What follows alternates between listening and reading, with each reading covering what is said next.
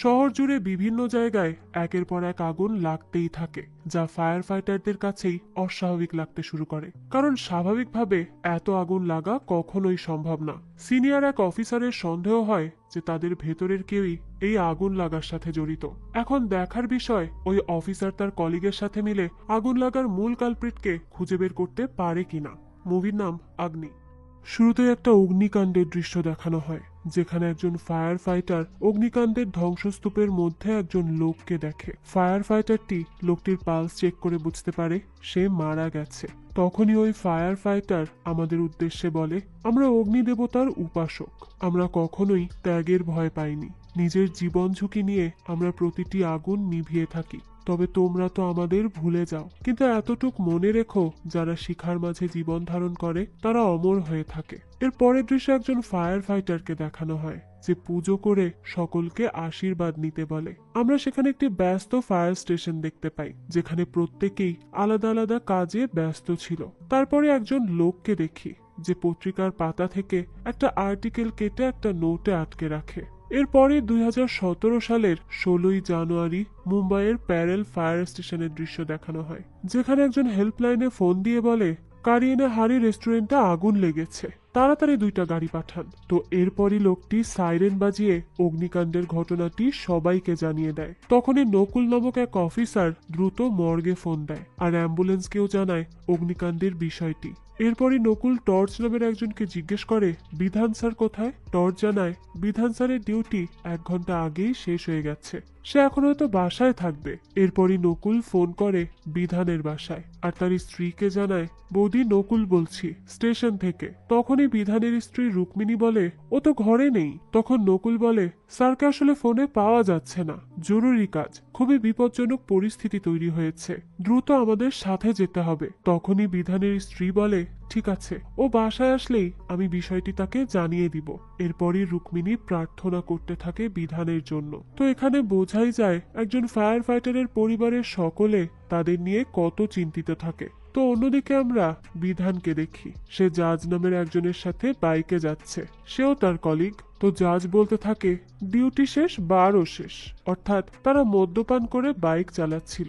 বিধান তখন বলে, আমার সাথে বাসায় চল আজ, রুক্মিণী আজকে মাছ ভাজা করেছে। তখনই অপরজন বলে, আজকে যাব না স্যার, আজকে আপনির সাথে ডেট আছে। তো এটা শুনে বিধান বলতে থাকে, বিয়ে করে ফেলো তাড়াতাড়ি, এইসব ডেট টেট বাদ দাও, এখন সংসারটা শুরু করো, আর কত এভাবে জীবন পার করবে। তো এরপর যেতে যেতেই চেকপোস্টে পুলিশ বিধানদের আটকায় এবং নাম জিজ্ঞাসা করে। তখন বিধান তার নাম জানায়। এরপর পুলিশটি পুনরায় বিধানকে তার পুরো নাম জিজ্ঞেস করে। তখন বিধান বলে, আমার নাম বিধান রয়, ঢন্ডুবা সার্ভে, গ্রাম মুর্দ জঞ্জিরা, জেলা রায়গড়, লোকাল ঠিকানা প্যারেল ফায়ার স্টেশন, রুম নাম্বার 32।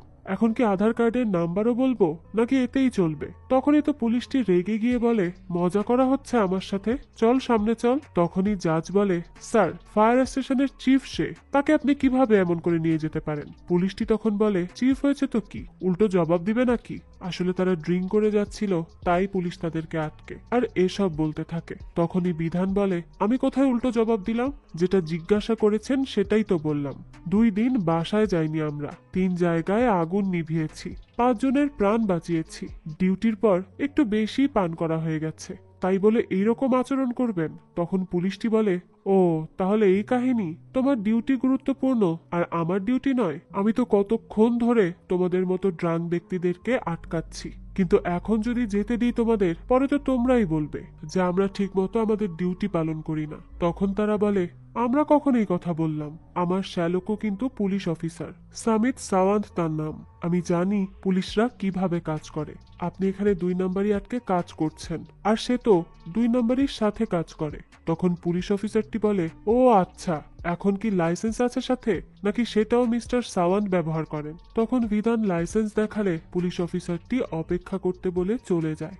তখনই বিধানদের রাস্তার সামনের ওভারব্রিজে তাদের ফায়ার স্টেশনের গাড়ি দেখা যায়। বিধানরা ওই গাড়িতে দেখতে পেয়ে অস্থির হয়ে পড়ে যে না জানি কোন বিপদ হলো আবার। তাই তারা তখনই ওই গাড়ির পিছু করে গন্তব্যস্থলের জন্য রওনা হয় এরপরই গাড়ির ভেতরের দৃশ্য দেখানো হয়, যেখানে রেস্টুরেন্টে কোন দিক থেকে প্রবেশ করবে আর কিভাবে আগুন নেভাবে তারই পরিকল্পনা করা হচ্ছিল। এরপর অগ্নিকাণ্ডের দৃশ্য দেখানো হয়, যেখানে বিধান মহাদেব নামের একজন ফায়ার ফাইটারের থেকে জুতা এবং অন্যান্য পোশাক নিয়ে নেয়। দেখা যায় অসংখ্য মানুষ আগুন নেভানোর কাজে কর্মরত। অগ্নিকাণ্ডের বাইরে অসংখ্য মানুষ ভয়ে আর আতঙ্কে শোরগোল শুরু করে দিয়েছে, আর এটাই তো স্বাভাবিক। তখনই বিধান এসে এক কর্মকর্তার পোশাক নিয়ে প্রস্তুত হয়ে ওঠে। এরপর তারা আগুন নেভানোর কাজে লেগে পড়ে। এখানে আমরা ফায়ার ফাইটার কর্মকর্তাদের সাহসিকতার পরিচয় পাই। সব ভয় উপেক্ষা করে তারা অগ্নিকাণ্ডের মাঝে গিয়ে আতঙ্কগ্রস্ত মানুষকে উদ্ধার করছে, অথচ তাদের নিজের জীবনেরই কোনো নিরাপত্তা নেই। তো এখানে দেখা যায় অগ্নিকাণ্ডের মধ্যে বড় বড় বিস্ফোরণ ঘটতে থাকে, যেটা হওয়ারই কথা নয়। বিল্ডিং এর অগ্নি নির্বাপক যন্ত্রগুলোও সবগুলো খালি ছিল। তো এরপরই কিছু মানুষকে রক্ষার পর আগুন কিছুটা নিয়ন্ত্রণে আসে। তখনই তারা অগ্নিকাণ্ডের থেকে দূরে আসলে সেখানে মিডিয়া পৌঁছে যায় ইন্টারভিউ এর জন্য। রিপোর্টাররা বলে, স্যার, আজকে আপনি অনেক সাহসিকতার পরিচয় দিয়েছেন। তখনই বিধান বলে, শুধু আজ? আমরা কি প্রতিদিন এই কাজ করি না? ভেতরে বিগ বস আছে, তার ইন্টারভিউ নিন। এরপরে একজন নারী কর্মকর্তা এসে বলে, আগুন তো স্বাভাবিক লাগছে না স্যার। তখন আরেকজন বলে, প্রতিবার অগ্নিকাণ্ডের কাছাকাছি আসলেই তাপমাত্রা জানা যায়, কিন্তু এইবার কিছু বিচিত্র বিষয় লক্ষ্য করলাম। হঠাৎ করে অগ্নিশিখা নীল হতে শুরু করলো। বিধানও তখন বলে, হ্যাঁ, আমিও এটা প্রথমবার খেয়াল করলাম। অনেক অস্বাভাবিক ছিল ব্যাপারটা। তখন ওই নারী কর্মকর্তা প্রতিটি বিষয় নোট করতে থাকে। সে এরপর জিজ্ঞেস করে, আগুন কখন লেগেছে? কোনো ধারণা আছে? জবাবে একজন বলে, এই তো হবে 3-4 ঘন্টা আগে। তখনই একজন আহত ব্যক্তি বিধানকে অনুরোধ করে বলে, আমার বউ বাচ্চা ভেতরে আছে, তাদেরকে বাঁচান প্লিজ। ভিডিওর এই পর্যায়ে আপনাদের জানাতে চাই এক নতুন ও মজাদার অনলাইন ক্যাসিনো সম্পর্কে, যার নাম বানজাই বেট। কেন বানজাই বেট আলাদা? কারণ এতে রোজ লক্ষ লক্ষ মানুষ খেলছে এবং প্রতিদিন প্রচুর নগদ অর্থও জিতছে। এখানে রয়েছে 3 লক্ষের অধিক active player. Aviator, crazy time, funky time, coin flip, sweet bonanza, poker, slots, live casino, এই সবই থাকছে এখানে এবং খুব শীঘ্রই স্পোর্টস গেমও যুক্ত হবে। এছাড়া বিকাশ, নগদ এবং রকেট দিয়ে তাড়াতাড়ি ডিপোজিটও উইথড্র করতে পারবেন। এরই সাথে 24 ঘন্টা সাপোর্ট তো থাকছেই। তাই এখনই নতুন অফারে অংশগ্রহণ করুন। নিচের পিন কমেন্টে ক্লিক করে সাইন আপ করে নিন এবং প্রোমো কোড বলিউড ব্যবহার করুন। প্রথম ডিপোজিটে 100% ওয়েলকাম বোনাস এবং 25,000 টাকা পর্যন্ত বোনাস প্লাস 200টি ফ্রি স্পিন পাবেন। এই সুযোগ মিস করবেন না কিন্তু। চলুন তাহলে এখন গল্পে ফেরা যাক। তখনই বিধান চলে যায় তাদের বাঁচাতে। এত ভয়াবহ অগ্নিকাণ্ডকে উপেক্ষা করেই ঝাঁপিয়ে পড়ে অন্যের জীবন বাঁচানোর জন্য। আর যখনই তারা মেয়েটাও তার বাচ্চাকে বাঁচিয়ে বাইরে আসবে, ঠিক তখনই বিল্ডিং এর এক অংশ পড়ে সামনে ব্লকেজ তৈরি হয়ে যায়। অন্যান্য কর্মকর্তারা যখন বিস্ময়ের সাথে বোঝার চেষ্টা করছে যে এখানে কি ঘটলো, ঠিক তখনই তারা সব প্রতিকূলতা ডিঙিয়ে বিল্ডিং থেকে বের হয়ে আসে।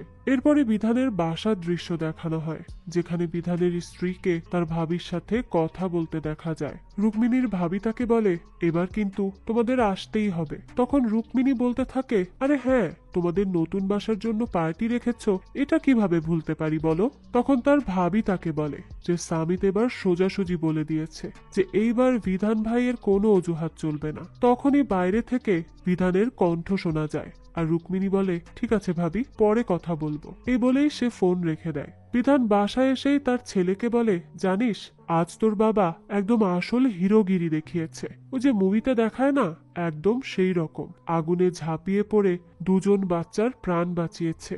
একদম তোর মতো ছিল বাচ্চাগুলো, আর সবার পরে বের হয়েছি আমি। মুভির হিরোরা তো কেমন ধীরে ধীরে বের হয়, তবে আমি কিন্তু খুবই তাড়াতাড়ি বের হয়ে গেছি।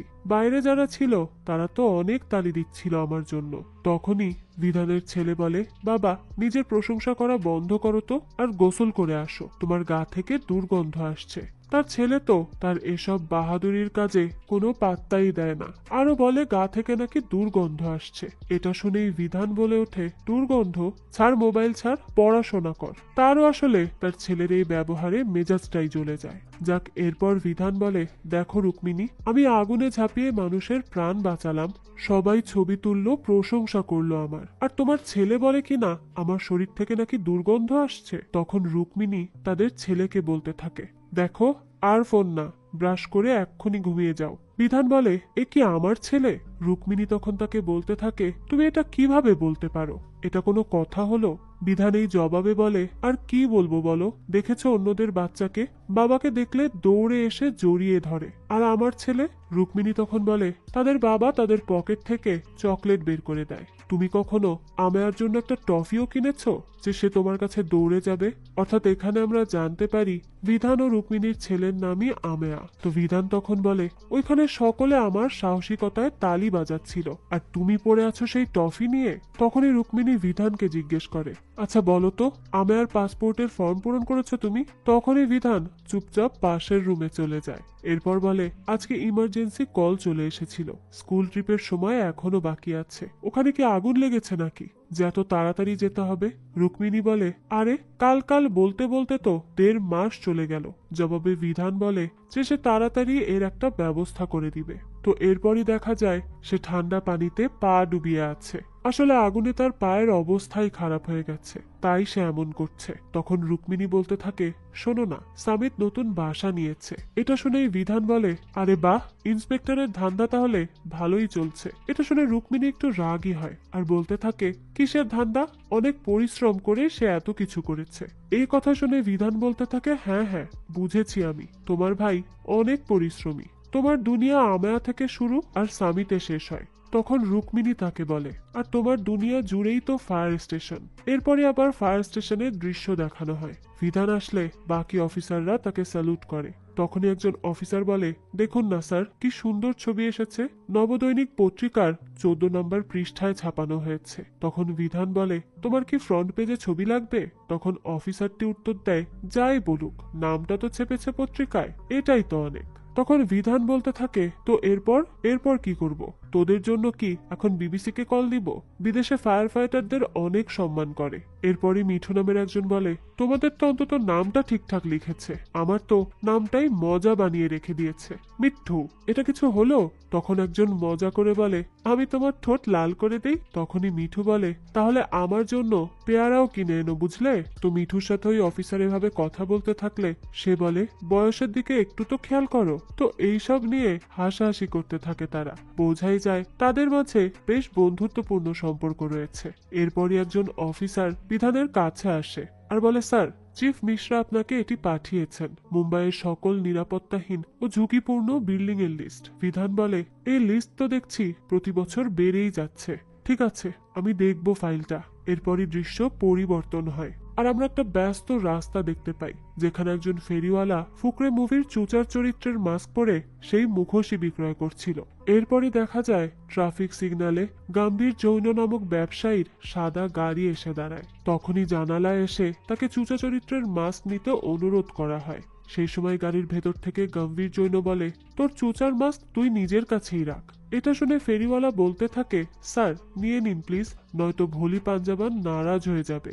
গম্ভীর জৈন বলে, কে ভোলি পাঞ্জাবান? ফেরিওয়ালা তখন অপর দিকে দেখিয়ে দেয়। তখনই দেখা যায় অপর জানালার পাশ থেকেই একজন লোক হুট করেই গুলি করে গম্ভীর জৈনকে হত্যা করে পালিয়ে যায়। এরপরে সামিতের পুলিশ স্টেশনের দৃশ্য দেখানো হয়, যেখানে মাস্ক বিক্রয় করা ফেরিওয়ালাটিকে ধরে আনা হয়েছে। এক কনস্টেবল কদম বলে, স্যার, এই ফেরিওয়ালা ট্রাফিক সিগন্যালে মাস্ক বিক্রয় করে। তখনই সামির জিজ্ঞেস করে, ইনি কার মাস্ক বিক্রি করে? কদম জানায়, যারা বিখ্যাত তাদেরই মাস্ক বিক্রয় করে স্যার। এরপরই সামিত বলে, আমি 24 জন অপরাধীকে এনকাউন্টার করেছি, 25 নম্বরে তোকে এনকাউন্টার করলে আমারও সিলভার জুবলি পুরো হয়ে যাবে, তাহলে আমিও ফেমাস হয়ে যাব। তখন তুই কি আমার মাস্ক বিক্রয় করবি? কদম বলে, স্যার, এটা তো আমি এমনিই বলছিলাম, খুন তো অন্য কেউ করেছে, এ তো শুধু ফাঁদে ফেলেছিল। রেলওয়ে ব্রিজে দৌড়ে পালানোর সময় কামলে ধরেছে একে। তখন পুলিশ অফিসারটি ফাজলামি করে বলে, তুমি দৌড়াতে পারো কামলে? তোমার পেট দেখে মনে হচ্ছে তুমি মিথ্যা বলছো, কিন্তু দৌড়ানো ভালো কাজ, এতে স্ট্যামিনা বাড়ে।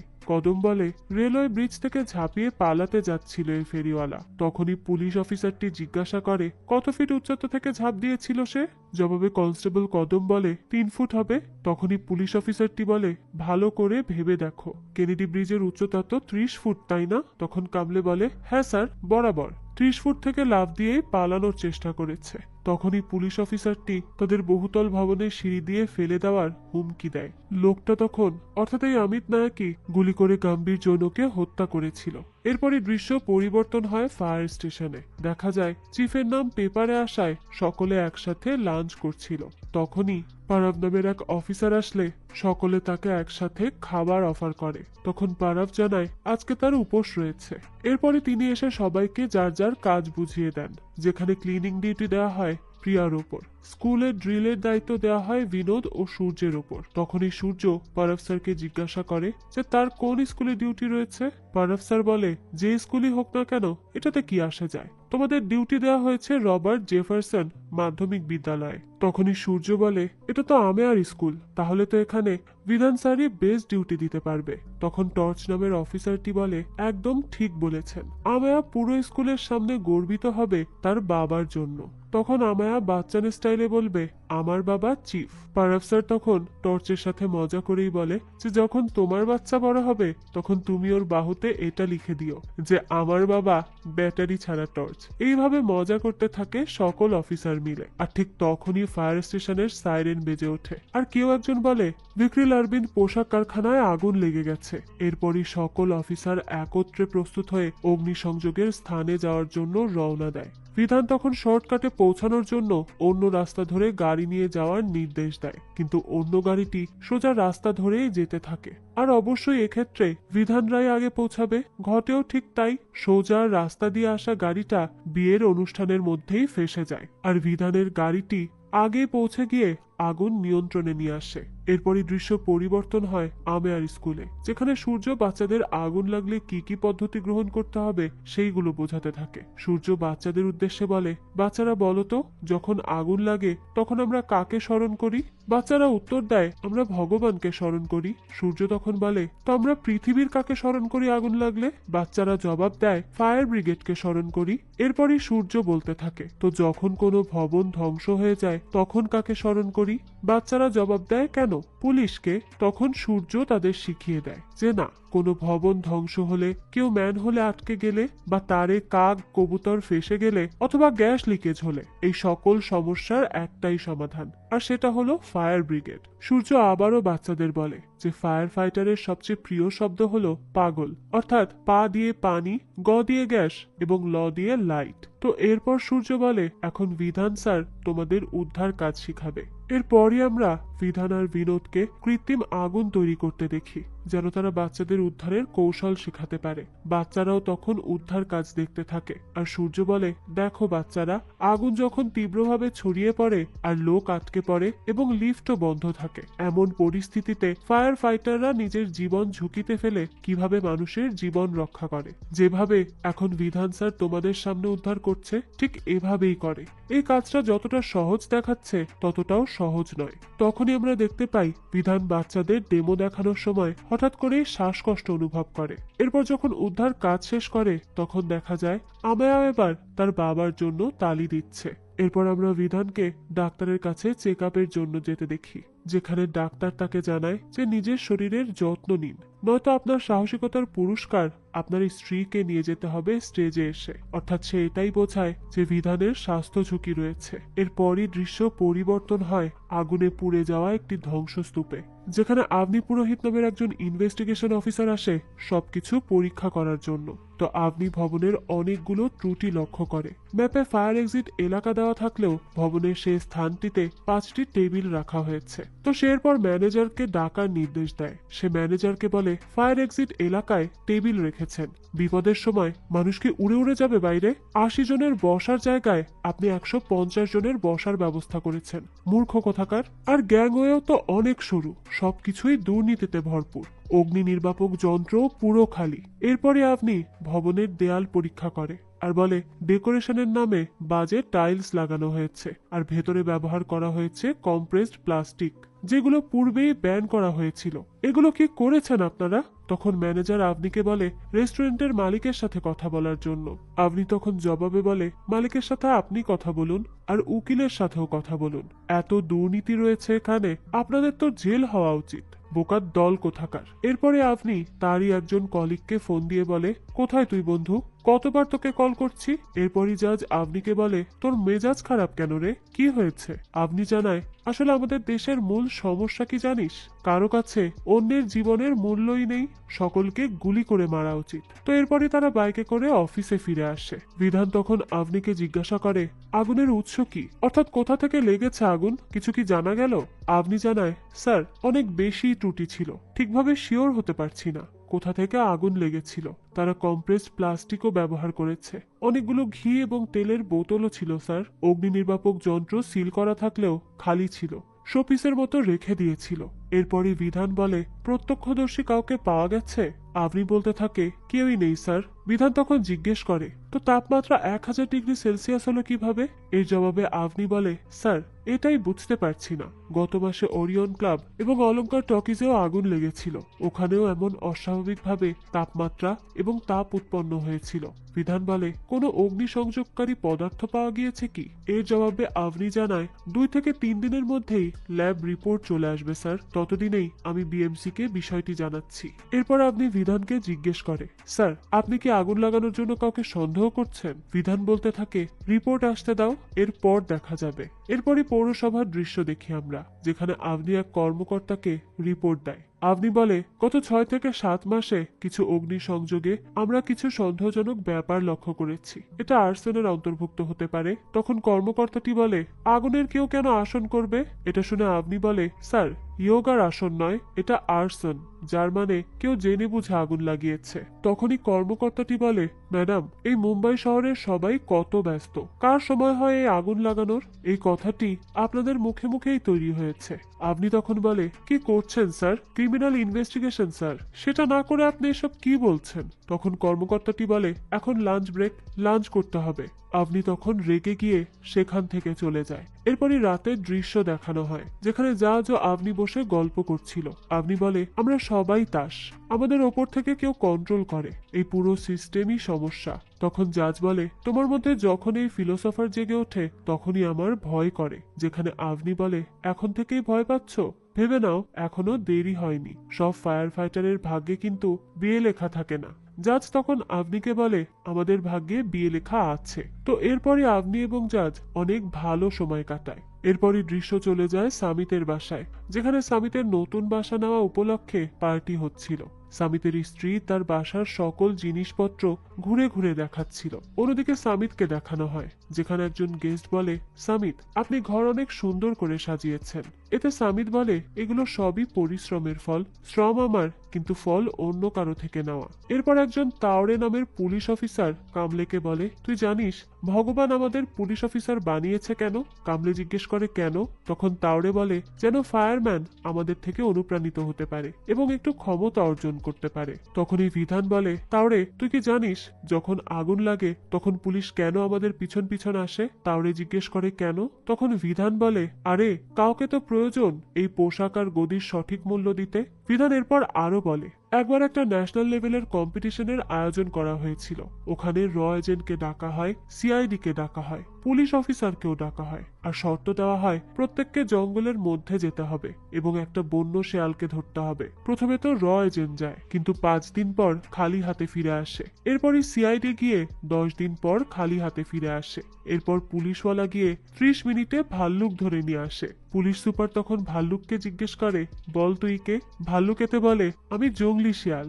আসলে এসব বলে সে পুলিশদেরকে নিচু দেখানোর চেষ্টা করছিল, কারণ সামিত এবং তার দলের লোকেরা সবসময় ফায়ার সার্ভিসের লোকদেরকে একটু নিচু চোখেই দেখে, যা বিধানের একেবারেই ভালো লাগে না। তাই সেও আজকে তাদের নিয়ে একটু মজা করলো। পার্টি শেষে বিধান তার পরিবার নিয়ে বাসার জন্য রওনা হয়। গাড়িতে রুক্মিণী বিধানকে বোঝাতে থাকে। তখন বিধান বলে তুমি তোমার ভাইকে বোঝাও আমেয়ার থেকে দূরে থাকতে, কি শিখবে আমেয়া মামার থেকে। এর পরদিন সকালেই প্যারেল স্টেশনের একটা সেমিনার দেখা যায়, যেখানে একজন অফিসার বিভিন্ন দিক নির্দেশনা দিচ্ছিল। অফিসার বলে, আজ এই শহরের নকশা বদলে গেছে, নতুন ফায়ার স্টেশনের প্রয়োজন। এরপর সন্ধ্যায় দেখা যায় মহাদেব ও বিধান যায় মদ্যপান করতে। তো মদ্যপান করার সময় বিধান মহাদেবকে অগ্নিকাণ্ডের তাপমাত্রা সম্পর্কে বলতে থাকে। এসব শুনে মহাদেব বলে, তাপমাত্রা বেশি হোক বা কম, সহ্য তো আমাদেরই করতে হবে, কারো কিছুই যায় আসে না। একটা ছোট ছবি লাগিয়ে দিবে পত্রিকার একটা কর্নারে, আর মানুষ তো জানেই না আমাদের কাজের ব্যাপারে, আমরা কিভাবে ঝুঁকি নিয়ে মানুষের জীবন বাঁচাই। ছাড় না বন্ধু এসব কথা। অন্যদিকে আমরা সামিতকে দেখি, যে কিনা একটা বার থেকে শুটারকে ধরে ফেলে, যে গম্ভীর জৈনকে হত্যা করেছিল। ইনি সেই লোক যে ট্রাফিক সিগন্যালে খুন হয়েছিল। সামিত তো সেই শুটারকে জিজ্ঞাসাবাদ করে জানতে পারে দুবাইয়ের এক ব্যবসায়ী উদয়রাজ বালসারি এই সব পুড়ে যাওয়া বিল্ডিংকে কিনে নিচ্ছে, আর এই দুবাইয়ের ব্যবসায়ী উদয়রাজের পার্টনার ছিল গম্ভীর জৈন, তাই এই শুটারকে সুপারি দিয়ে খুন করিয়েছে। সামিত বলে, আমরা অপেক্ষা করব সেই ব্যবসায়ীর, যখন সে আসবে আমরা তাকে আটক করব এবং প্রমাণ করে ফেলবো সেই মাস্টার মাইন্ড। অন্যদিকে আমরা দেখতে পাই বিধান ও তার ছেলে আমেয়া ভিডিও গেম খেলছিল। তখনই রুক্মিণী আসে আর বিধানকে একটা পিস্তল দেখায় আর বলে আমায়া স্কুলের সকলকে এনকাউন্টার করে দেবে বলে ভয় দেখায়। তখন তো বিধান অনেক বেশি রেগে যায়। এরপর সে সামিতের পুলিশ স্টেশনে যায় আর বলে, আমার ছেলের থেকে দূরে থাকো। তখন এই সামিত বলে, এই পিস্তল তো খালি ছিল, তাই দিয়েছি আমি আমেয়াকে বোঝাবো, সমস্যা নেই। তখন বিধান বলে, তোকে কিছুই বোঝাতে হবে না, তুই তো আমার ছেলের থেকে আর আমার পরিবারের থেকে দূরেই থাক। তখনই আর এক জায়গায় আগুন লেগে যায় আর ফায়ার ব্রিগেডের নিউজ চলে আসে। তাই বিধান তাড়াতাড়ি চলে আসে উদ্ধার কাজে লেগে পড়ার জন্য। এইবার সুপার ব্রাইট কোচিং সেন্টারে আগুন লেগেছে, যেখানে বাচ্চারা উপর থেকে ঝাঁপ দিচ্ছিল। কেউ কেউ তো সেই অবস্থায় মৃত্যুবরণ করে, ওদের হাত পা একেবারে পুড়ে যাচ্ছিল। ফায়ার ফাইটারদের অনেক কষ্ট হতে থাকে যানবাহন আর মানুষ নিরাপদ স্থানে সরিয়ে নিতে। তবুও অনেক চেষ্টায় কিছু মানুষকেই উদ্ধার করে ফায়ার ফাইটাররা, কিন্তু গণপত নামের একজন ফায়ার ফাইটার সেখানেই অগ্নিদগ্ধ হয়ে আহত হয়। সেই ফায়ার ফাইটারের অর্ধেকেরও বেশি শরীর দগ্ধ হয়ে গিয়েছিল, তাই তাকে দ্রুত হসপিটালাইজড করা হয়। তবে তার ছোট বাচ্চাটিও তাকে চিনতে পারছিল না। এই সব কিছু দেখে তো সকল ফায়ার ফাইটাররা হতাশ হয়ে পড়ে। বিধান তখন আভনি ও জাজকে বলে, এগুলো আমাদের সাথেও হবে, আর ভবিষ্যতেও জানি না কত মানুষের সাথে এমন হবে। আমাদের কাজই হচ্ছে আগুনের মাঝে গিয়ে মানুষের প্রাণ বাঁচানো, কিন্তু মানুষ এটাই ভাবে না আগুন লেগে গেলে কিভাবে আমরা মানুষকে বাঁচাবো। খোলা তার রেখে দেবে, বিদ্যুতের খুঁটি থেকে অন্যায়ভাবে লাইন নিবে, কখনো গ্যাস স্টোভ জ্বালিয়ে বাসার বাইরে চলে যাবে। বিধান এরপর বলে, যদি কোনো দুর্ঘটনা হয় তখন কে ভেতরে যাবে? Fire fighter. কে মারা যাবে? Fire fighter. কারো কিছুই যায় আসে না, আমাদের পরিবারও কোনো সহানুভূতি পায় না, আমরা এভাবেই বেঁচে থাকি। এর জন্যই বলছি আমরা সবাই মারা যাব। তখনই মহাদেব বলে, আমাদের সকলের শেষ এভাবেই হবে, কিন্তু আমাদের কাজ করে যেতে হবে। এরপরে আমরা দেখতে পাই আপনি একটা রিপোর্ট তৈরি করে, যেখানে অগ্নিকাণ্ড ঘটে যাওয়া 3 জায়গার নমুনা নেওয়া হয়েছে।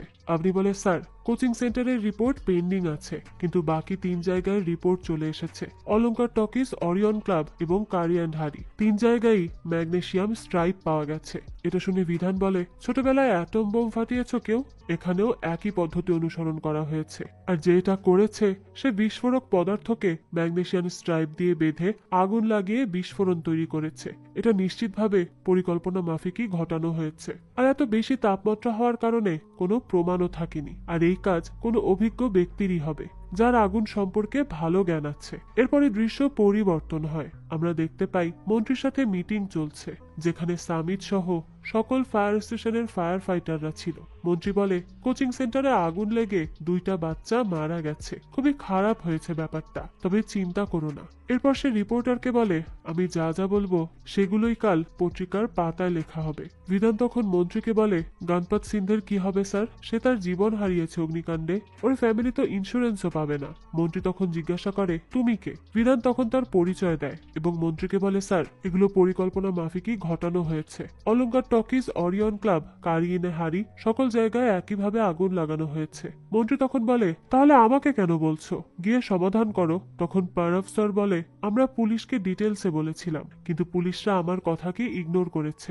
এটা শুনে মন্ত্রী সামিতকে ট্রান্সফার করে দেওয়ার হুমকি দেয়। সামিত বলে, আমি কি ফ্লু নাকি যে কাউকে ধরে ফেলবো? বিধান বলে, পুলিশ যদি সঠিক সময়ে সঠিক পদক্ষেপ নিত তাহলে দুর্ঘটনা থেকে রক্ষা পাওয়া যেত। সামিত বলতে থাকে, মুম্বাই পুলিশ পুরো মুম্বাই শহর চালায়, গল্প শোনায় না। তো সে এরপর মন্ত্রীকে বলে, স্যার গত 3 মাসে ফায়ার স্টেশনে 352টি কল এসেছে। এর মধ্যে শর্ট সার্কিট 148টি, 36টি গ্যাস লিকেজ। এর মধ্যে ইচ্ছাকৃতভাবে আগুন লাগানো হয়েছে এমন একটা কেসও নেই, তাই এই আগুন স্বাভাবিক। এরপর মিটিং এ আবনি আসে।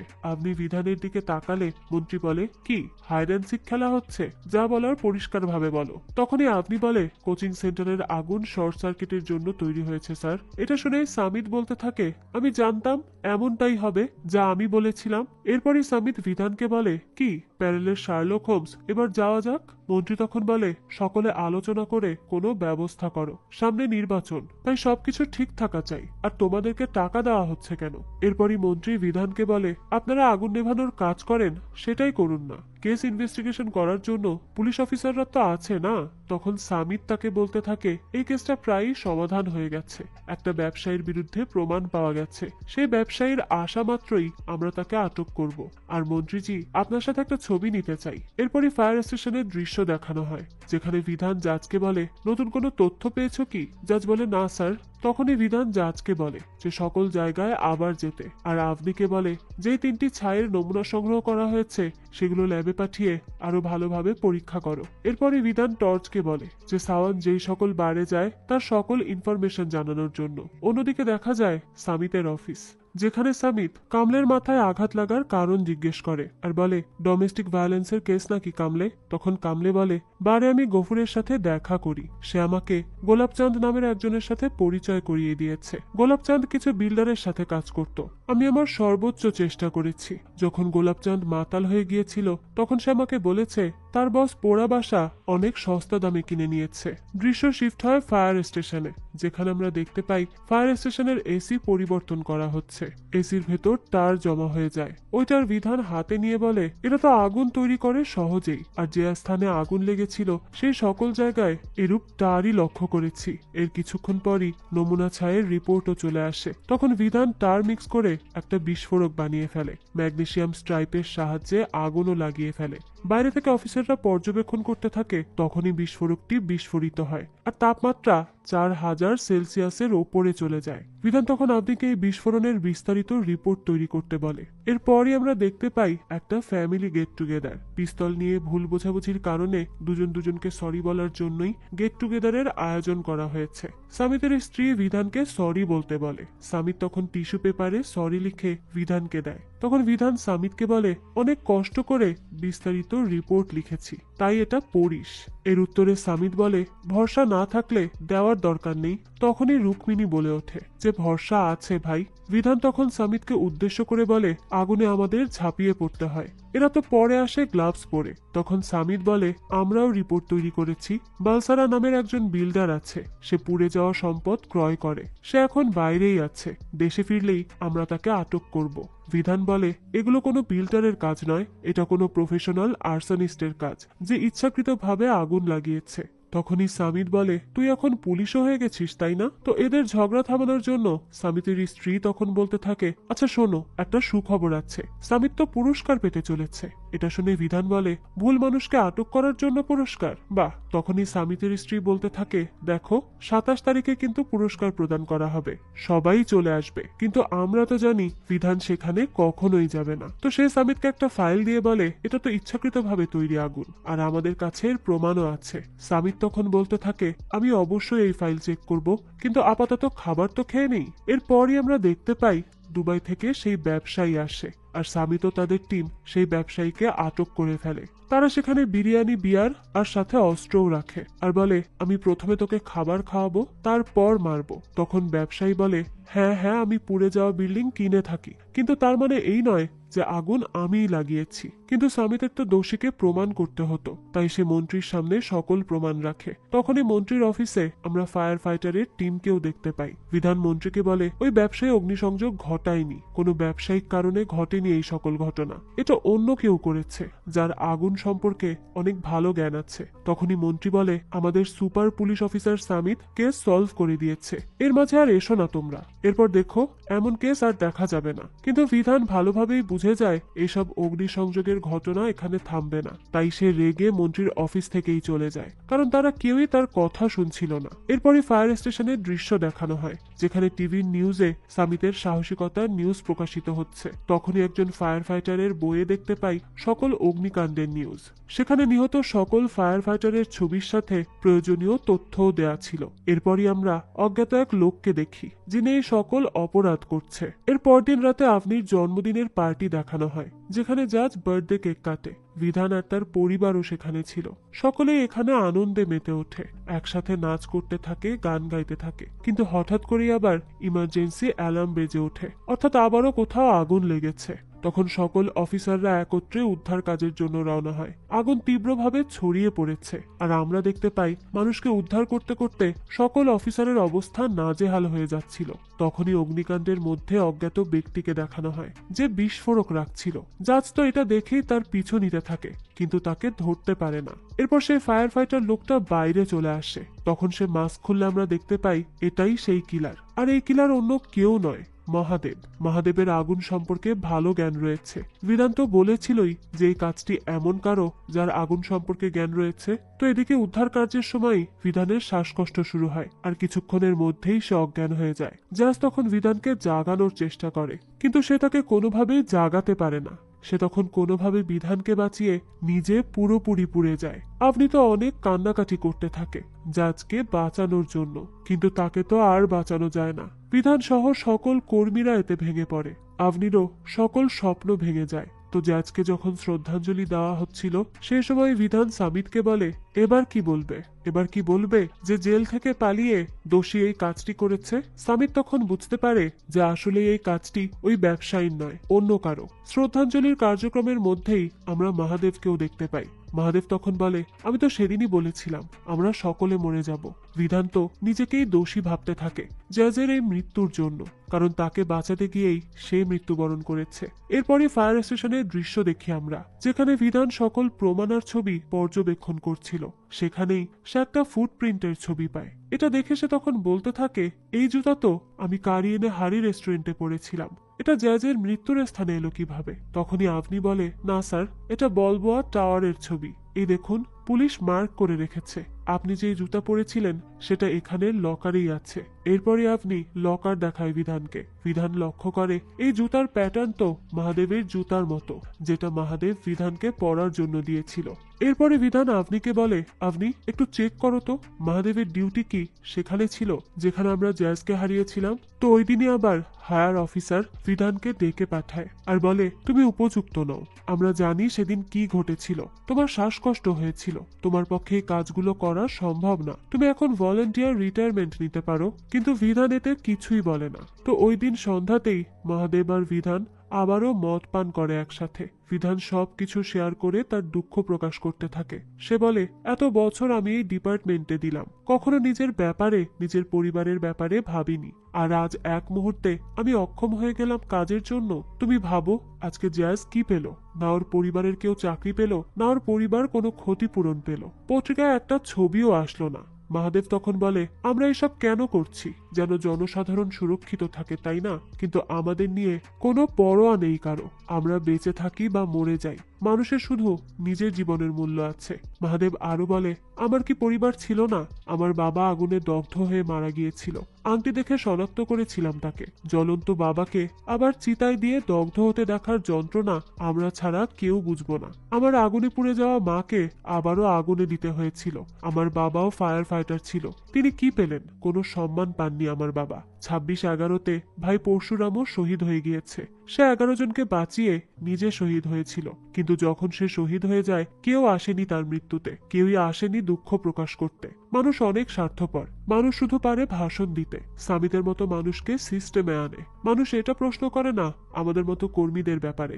যাক, এখন চল, সবকিছু ভুলে বাসায় যা। আর শোন, শিখায় যে জীবন ধারণ করে থাকে সেই অমর। এরপরই মহাদেবকে দেখতে পাই যে বাসায় গিয়ে তার বাবা মা সন্তান ওই স্ত্রীর ছবিতে আরতি দেয় এবং বলে, অনেক বড় কাজ করতে যাচ্ছি বাবা, সবাই আমাদের ক্ষমতা জানতে পারবে এবার, তোমার বলিদান বিফলে যাবে না বাবা। এর পরদিন সকালেই সামিতকে দেখানো হয়। তার স্ত্রী বলে, আমাদের কাছে 17টি টিকিট আছে, অর্থাৎ এখানে সামিতের পুরস্কার গ্রহণের অনুষ্ঠানের কথা বলা হয়েছে। সে বলতে থাকে, আমি রুক্মিণী আর আমেয়া সামনে বসবো। সামিত জিজ্ঞাসা করে, বিধান আসবে না? তখন সামিতের স্ত্রী জানায়, বিধান ভাইয়ের কাজ আছে। এটা শুনে সামিত বলে, ওর কাজ না থাকলেও ও কখনোই আসতো না আমার সফলতা দেখার জন্য। অন্যদিকে ফায়ার স্টেশনের দৃশ্য দেখানো হয়। আপনি পেপারে ফায়ার ফাইটারের মৃত্যুর সংবাদ দেখে। সে তখন সেই ছেলেটাকে পেপার দিয়ে বলে, তোর ম্যাগাজিনের জন্য আর একটা ছবি চলে এসেছে, এটাও কেটে তোর ম্যাগাজিনে লাগিয়ে নে। তখন ছেলেটা বলে, রাভেন পোশাক কারখানায়ও এমন ছবি ছাপায়, যখনই এমন ছবি ছাপায় তখনই এমন অগ্নিকাণ্ড ঘটে। আপনি তখন সব ছবি প্রকাশের একটা প্যাটার্ন লক্ষ্য করে, আর যখনই ছবি প্রকাশ পায় তখনই অগ্নিকাণ্ড ঘটে। এটা বোঝার সাথে সাথে আপনি বিধানকে এই প্যাটার্ন দেখায় আর বলে, আমি ডেটা চেক করে দেখেছি, যেদিন জ্যাজ দগ্ধ হয়েছিল সেদিন মহাদেবের তো সেখানে ডিউটিই ছিল না, কিন্তু সেখানেই মহাদেবের জুতার ফুটপ্রিন্ট পাওয়া গেছে। এবার তো বিধানের মহাদেবকে সন্দেহ হয়, তাই সে তাকে চেক করার জন্য তার ডিপার্টমেন্টে যায়, আর তার জিনিসপত্র থেকে সেই সব পদার্থই পায় যেসব পদার্থের স্যাম্পল তারা অগ্নিকাণ্ডের স্থানে পেয়েছিল। তাই এবার বিধান বুঝতে পারে যে মহাদেবী এই সব কিছুর পেছনে রয়েছে। আর তখন দেখা যায় মহাদেব তার ডিপার্টমেন্টেও ছিল না, মহাদেব তো সিএম এর ইভেন্টে গিয়েছে। বিধান বুঝতে পারে মহাদেব কিছু তো একটা করতে চলেছে, তাই সে সামিতকে ফোন করে সতর্ক করতে চায়, কিন্তু সামিত স্টেজে যাওয়ার জন্য বিধানের ফোন রিসিভ করে না। বিধান মহাদেবকেও কল করে। মহাদেব তো সেখানে বিস্ফোরক পদার্থ নিয়ে চলে গিয়েছিল আর বিভিন্ন জায়গায় রাখছিল, কিন্তু তাকে দেখে ফেলে বিধানের ছেলে আমেয়া। সে মহাদেবের পিছু করে আর তার বিস্ফোরকগুলো উঠিয়ে ফেলে। আমেয়া তো মহাদেব আঙ্কেল বলে ডাকতে থাকে, তখনই সে আমেয়াকে আটকে ফেলে। এরপর বিধানের কল রিসিভ করে। বিধান তখন বলে, মহাদেব আমি সবকিছু জেনে গেছি, তুই যা করতে চাচ্ছিস তা করিস না মহাদেব, অনেক নিরীহ মানুষ রয়েছে সেখানে। তখন মহাদেব বলে, কাউকে না কাউকে তো করতেই হতো, ঈশ্বর আমাকে সেই সুযোগ করে দিয়েছেন তাই আমি করছি, আর এই সবকিছুই তো তোমাদেরকে সম্মান দেওয়ানোর জন্য করছি। এদের কোনো পরোয়া নেই আমরা বেঁচে থাকি বা মারা যাই, তাই আমাদের জানানো উচিত যে আমরা ওদের কি কি করতে পারি, আমাদের ক্ষমতা কি কি। যখন ওরা মরবে, কষ্ট পাবে আর চিৎকার করবে, তখনই আমরা বাঁচাবো, আর সেই সময় তারা আমাদের ক্ষমতা বুঝতে পারবে। এরপরই মহাদেব ফোন কেটে দেয়। এরপর সে আমায়াকে বলে, ভরসা নেই বাবার উপর, তাই না? দামই নেই বাবার, এখন কে বাঁচাবে তোকে, তোর বাবা নাকি তোর পুলিশ আঙ্কেল সামিত? এরপরই মহাদেব আমায়াকে দরজা বন্ধ করে একটা একটা করে বিস্ফোরণ ঘটাতে থাকে। এদিকে তো মানুষ হুলস্থুল করতে শুরু করে দেয়। এর মধ্যেই ফায়ার ফাইটার টিম পৌঁছে যায় উদ্ধার কাজ শুরু করার জন্য।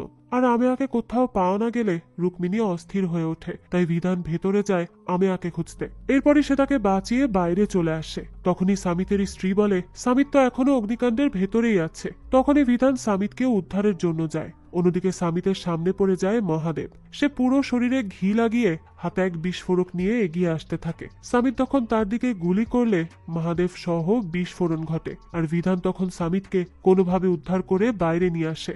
এরপরই যখন বাইরে মিডিয়া আসে তখন রিপোর্টার বলে, আজকের দিন কোনো চমৎকারের চেয়ে কম না স্যার, কোনো জানমালের ক্ষতি হয়নি। তখন সিএম বলে, আরে আজকের হিরো তো আমাদের সামিত সাওয়ান্ত। তখন সামিত মন্ত্রীকে বলে, না স্যার, আজকের হিরো আমাদের বিধান রাও। তো এরপরেই সকলেই আজকে স্যালুট করে বিধানকে।